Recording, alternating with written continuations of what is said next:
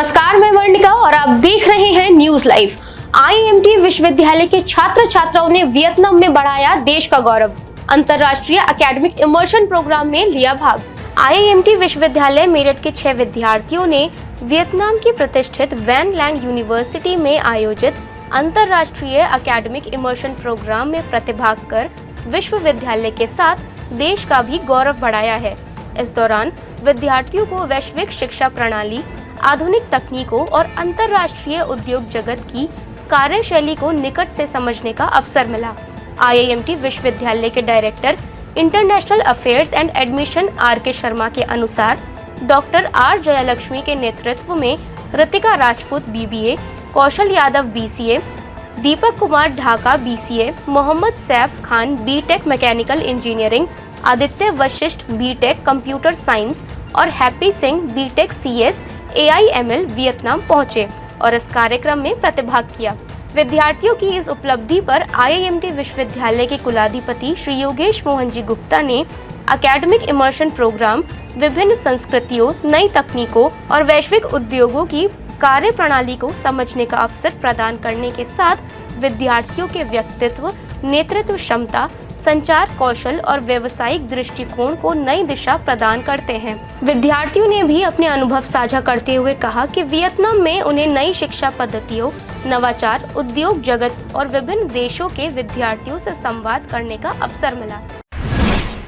UP में monsoon ने पकड़ी रफ्तार, मेरठ समेत कई जिलों में बारिश से गिरा पारा, कल से दायरा और बढ़ने के आसार। उत्तर प्रदेश में मॉनसून ने एक बार फिर रफ्तार पकड़ ली है और इस दौरान कई जिलों में हल्की से मध्यम बरसात हुई, जिससे भीषण उमस और गर्मी से राहत मिली है।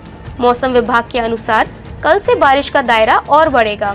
वहीं मेरठ में कल करीब 6 घंटे की झमाझम बारिश के बाद आज भी तेज बारिश हुई और ठंडी हवाएं चलती रहीं। मौसम विभाग ने 10 जुलाई तक बारिश का अलर्ट जारी करते हुए कहा कि पिछले 24 घंटे में मेरठ शहर में 68.2 मिलीमीटर बारिश रिकॉर्ड की गई और कई इलाकों में जलभराव की स्थिति बन गई। मौसम विशेषज्ञों के अनुसार इस बारिश से सिर्फ तापमान में ही गिरावट नहीं आई, बल्कि इसका असर पर्यावरण और कृषि पर भी सकारात्मक रूप से पड़ा है। कृषि विशेषज्ञों के अनुसार इस बारिश से धान, मक्का, बाजरा और अन्य खरीफ फसलों की बुवाई को गति मिलेगी और खेतों में नमी बनी रहने से किसानों की सिंचाई पर निर्भरता कम होगी। पश्चिम बंगाल के बारुईपुर में बच्ची से बर्बरता का आरोपी पुलिस मुठभेड़ में ढेर, शोपिया में मारा गया लश्कर आतंकी। पश्चिम बंगाल के दक्षिण 24 परगना जिले के बारुईपुर में 11 साल की बच्ची से रेप और हत्या का आरोपी प्रभास मंडल पुलिस एनकाउंटर में मारा गया। बंगाल पुलिस ने सोमवार को आरोपी प्रभास मंडल को गिरफ्तार किया था। पुलिस के अनुसार क्राइम सीन को रिक्रिएट करने के दौरान आरोपी प्रभास मंडल ने पुलिस से हथियार छीनकर गोली चलाने की कोशिश की थी। इस दौरान जवाबी कार्रवाई में पुलिस ने गोली चलाई जो प्रभास को लगी। इसके बाद उसे अस्पताल ले जाया गया, जहां डॉक्टरों ने मृत घोषित कर दिया था। दूसरी ओर जम्मू कश्मीर के शोपिया में स्पेशल ऑपरेशंस ग्रुप, सेना की राष्ट्रीय राइफल्स और सीआरपीएफ के जॉइंट ऑपरेशन में लश्कर-ए-तैयबा का आतंकवादी जाकिर गनई मारा गया। सुरक्षा बलों ने मौके से हथियार और गोला बारूद बरामद किया है। बाद में जम्मू कश्मीर पुलिस ने एक्स पर पोस्ट में कहा कि तुम भाग तो सकते हो लेकिन छिप नहीं सकते। लॉरेंस बिश्नोई गैंग के खिलाफ FBI का बड़ा ऑपरेशन, अमेरिका, कनाडा और यूरोप में 50 से ज्यादा ठिकानों पर छापे। अमेरिका में FBI ने गैंगस्टर लॉरेंस बिश्नोई गैंग के खिलाफ अब तक का सबसे बड़ा ऑपरेशन चलाया है। FBI और उसकी सहयोगी एजेंसियों ने कैलिफोर्निया समेत कई जगहों से करीब 20 लोगों को हिरासत में लेकर उनके पास से हथियार और ड्रग बरामद किया है। FBI ने इस इंटरनेशनल क्राइम सिंडिकेट के खिलाफ एक्शन को ऑपरेशन हार्ड बॉल नाम दिया है और अमेरिका, कनाडा व यूरोप में 50 से अधिक जगहों पर रेड की है। इस ऑपरेशन में लॉरेंस बिश्नोई गैंग के सहयोगियों गोल्डी बरार और जग्गू भगवानपुरिया से जुड़े नेटवर्क को भी निशाना बनाया गया है। लॉरेंस बिश्नोई गैंग से जुड़े कई वांटेड गैंगस्टर अमेरिका, कनाडा और यूरोप में अवैध तरीके से रहकर न सिर्फ भारत में अपराध का साम्राज्य चला रहे हैं, बल्कि कनाडा, अमेरिका और यूरोप में रह रहे भारतीयों को भी निशाना बनाकर उनसे रंगदारी वसूल कर रहे हैं। कनाडा सरकार ने तो बीते साल लॉरेंस बिश्नोई गैंग को आतंकी संगठन घोषित कर दिया था। पश्चिम एशिया में फिर बड़ा तनाव। अमेरिकी हमले के बाद ईरान का पलटवार। कुवैत, बहरीन में सैन्य ठिकानों को बनाया निशाना।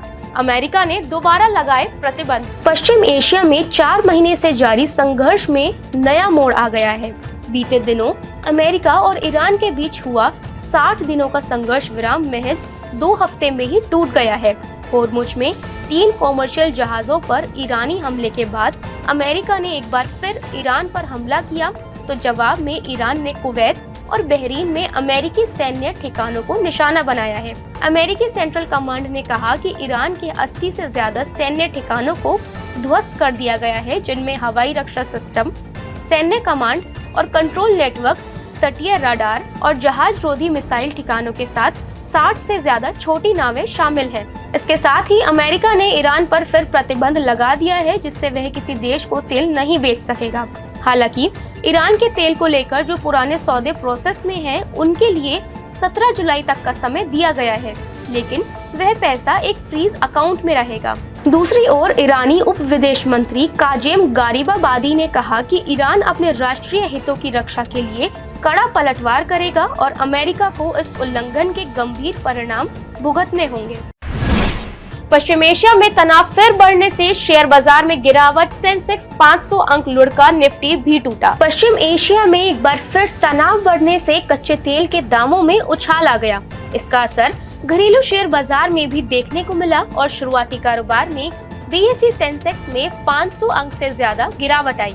इसके साथ ही नेशनल स्टॉक एक्सचेंज का निफ्टी इंडेक्स टूटकर 24,300 अंक से नीचे आ गया। इस बीच सेंसेक्स 523.08 अंकों की गिरावट के साथ 77,657.64 अंक पर आ गया, जबकि निफ्टी 159 अंक फिसलकर 24,239.70 पर कारोबार करता नजर आया। आज सेंसेक्स के 30 शेयरों में से 25 शेयर गिरावट के साथ खुले।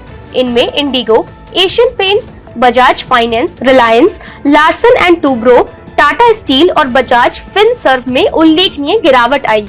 वहीं रुपया आज डॉलर के मुकाबले 0.2% की गिरावट के साथ 95.1725 पर खुला। सराफा बाजार में उतार चढ़ाव जारी। सोने के भाव में मामूली तेजी, चांदी के रेट में नरमी। घरेलू सराफा बाजार में सोने के दाम में जहां मामूली बढ़ोतरी हुई, तो वहीं चांदी की कीमत में नरमी देखने को मिली। आधिकारिक वेबसाइट ibjrates.com के अनुसार 999 शुद्धता के सोने का भाव मामूली बढ़त के साथ 1,44,260 रुपए प्रति 10 ग्राम और 995 शुद्धता के सोने का रेट 1,43,682 रुपए प्रति 10 ग्राम हो गया। इसके साथ ही 999 शुद्धता की चांदी की कीमत घटकर 2,23,350 रुपए प्रति किलोग्राम रिकॉर्ड की गई। आज के लिए बस इतना ही। कल फिर मिलेंगे देश और दुनिया से जुड़ी नई जानकारियों के साथ। तब तक के लिए देखते रहिए और सब्सक्राइब करिए IAMT मीडिया।